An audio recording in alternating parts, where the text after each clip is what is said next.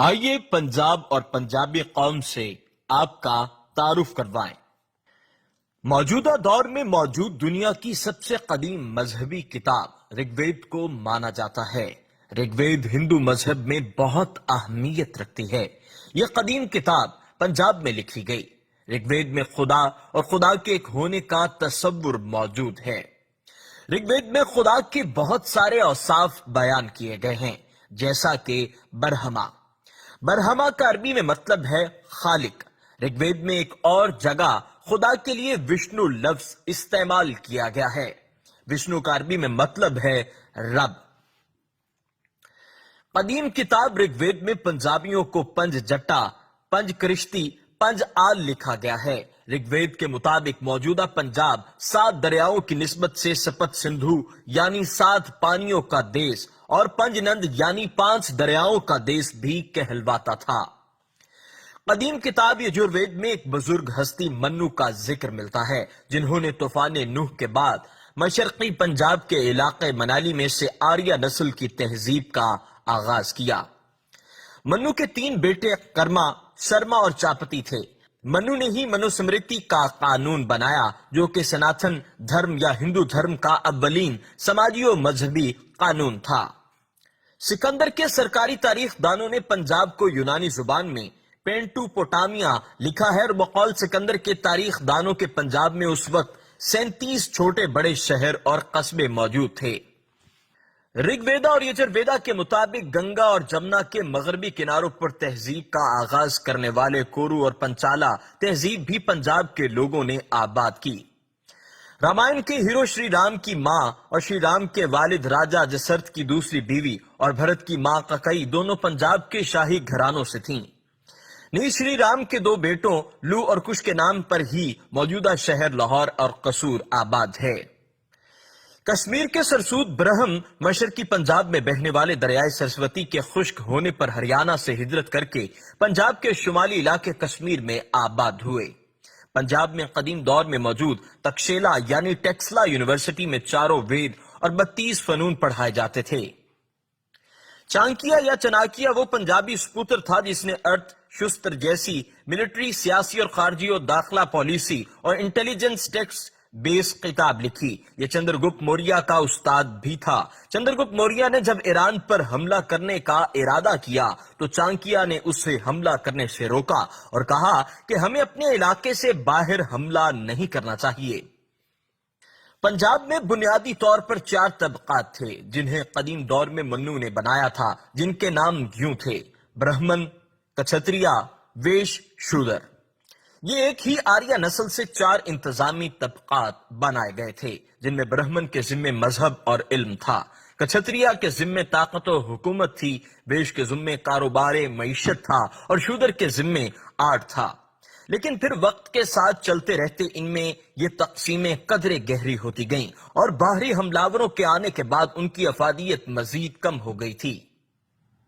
یاد رکھیں، دلت اور شودر میں یہ فرق ہے کہ دلت ہندو دھرم سے آؤٹ ہوئی کلاس کو کہا جاتا ہے، یا اس کلاس کو جو اس سناتن دھرم کو مانتی نہیں، یا کہہ لیں کہ دلت ہندو دھرم کے کافروں کو کہا جاتا تھا۔ پنجاب اور پنجابی قوم دنیا کو تہذیب سکھانے والی سب سے پہلی دھرتی اور قوم ہے۔ پنجابی قوم نے ہڑپا تہذیب کی بنیاد رکھی اور اس کو اپنے عروج تک پہنچایا۔ ہڑپا تہذیب میں علم، ثقافت اور فن اپنے وقت میں دنیا میں سب سے بہترین تھے۔ دنیا کی سب سے پہلی یونیورسٹی پنجاب کے شہر ٹیکسلا میں قائم ہوئی، جہاں جدید علوم پڑھائے جاتے تھے۔ اس تکشیلا ٹیکسلا یونیورسٹی میں دنیا کے نامور لوگ زیر تعلیم رہے۔ رب کے فضل سے پنجابی قوم کے لوگوں نے حضور صلی اللہ علیہ وآلہ وسلم کے اعلان نبوت کے ساتھ ہی اپنی مرضی سے اسلام قبول کرنا شروع کر دیا تھا، اور وقت گزرنے کے ساتھ جلد ہی پنجاب مسلم اکثریتی خطہ بن گیا۔ 1941 کی مردم شماری کے مطابق متحدہ پنجاب میں مسلمان پنجابی 53%، ہندو پنجابی 29% اور سکھ پنجابی 15% تھے۔ اس وقت پنجابی زبان پوری اسلامی دنیا میں مسلمانوں کی تیسری بڑی زبان تھی۔ پنجابی قوم کے خونی لحاظ سے سب سے زیادہ قریب کشمیری، جموال، ہریانوی، گنگا کے مغربی کنارے پر آباد لوگ، راجستانی، ہزارہ ڈویژن کے پنجابی کا ہند کو لہجہ بولنے والے، شمالی سندھ کے سمارٹ سندھی اور بلوچستان کے جاموٹ ہیں۔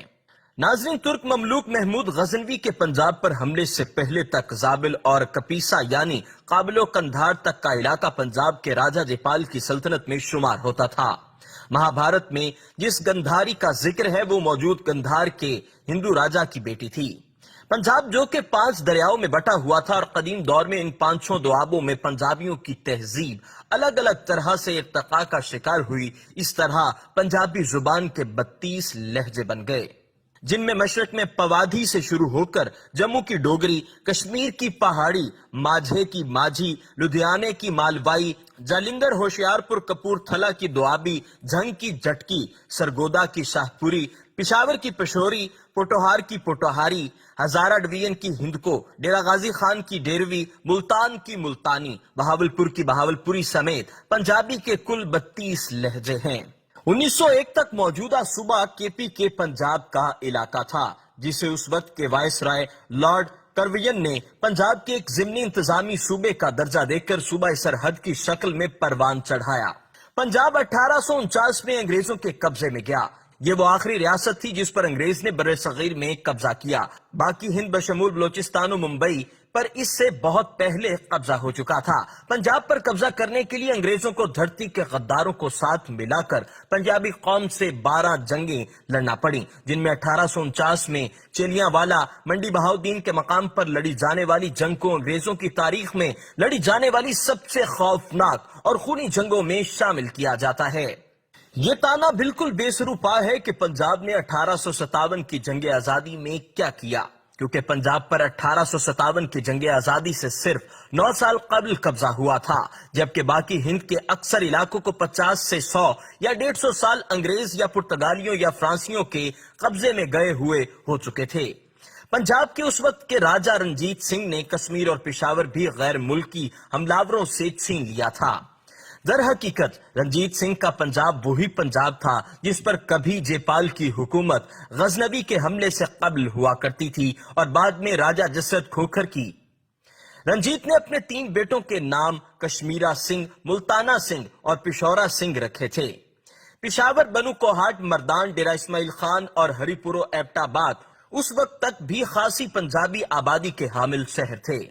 नाजरीन, उस सब के बावजूद पंजाबी कौम के जानिसारों ने 1857 की जंगे आजादी में अंग्रेजों और उनके पालतू धरती के गद्दारों से अपने देश की आजादी के लिए जंग की और बहुत से अपनी जान कुर्बान कर गए और बहुत से कैद हुए। मुजाहमत और कुर्बानियों का ये सिलसिला अंग्रेजों के जाने तक जारी रहा और फिर 1947 में पंजाबी कौम ने पाकिस्तान के लिए पंजाब की तारीखी जमीन का 46% रकबा कुर्बान किया, जो इंडिया में रह गया। पंजाबी कौम के 20 लाख लोगों ने अपनी जान देकर और 2 करोड़ ने अपने बनाए घर बार, कारोबार छोड़कर हिजरत करके पाकिस्तान की बुनियाद